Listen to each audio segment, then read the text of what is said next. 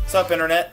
I'm Charlie Cameron of Millennium Money Management, and today we're going to spend 5 minutes on the time value of money. Albert Einstein said that compound interest is the eighth wonder of the world. He who understands it, earns it. He who doesn't, pays it. Many people don't realize that a small chunk of money now is worth much more than a large chunk of money years from now. And it isn't their fault at all.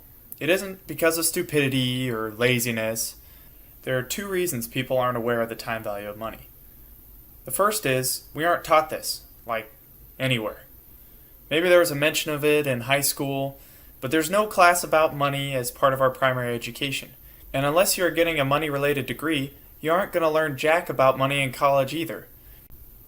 So here we are, young professionals starting our careers with no clue that we're missing out on a fantastic thing called compound interest. And the second reason people aren't aware of the time value of money is that there's such a flood of complex financial jargon and complicated information that it becomes mentally frustrating to digest and understand it all. It really can be simplified, so let's simplify it. Let's start small. You have $100. You invest that in a mutual fund, which is just a way to spread your investments across many stocks and bonds without having to do any of that work yourself. The fund is expected to have returns of 7% a year. We'll talk more about mutual funds and what all this means in another video. But after 1 year, you made $7 on the $100 for a total of $107. At the end of 2 years, that $107 earns about $8 for a total of $115. At 5 years, you have $142 and are earning $10 a year in interest. At 10 years, you've doubled your money to $201, now earning $14 a year. At 20 years, you double your money again to $404. At 30, you double your money a third time to $812, and now you're earning $55 a year in interest. So you are earning interest on both the money you put in and on the interest you already made, and that's called compound interest. That's all there is to it. And if you increase the amount of money you invest, the more money you can make. Let's say you start investing in the same mutual fund and contribute $30.42 a month. I know it sounds weird, but that's $1 a day. After 20 years, you'll have $15,847 approximately, after only contributing $7,300. You earned in interest $8,546, more than you contributed.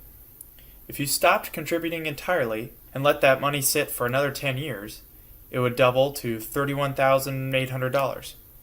You could buy so many Candy Crush levels or Angry Birds onesies for $32,000. And you contributed less than a quarter of that amount. The rest was money that you made for doing nothing but starting the investment.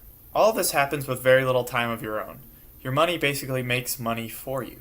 This concept applies to both retirement and non-retirement investments. One last example.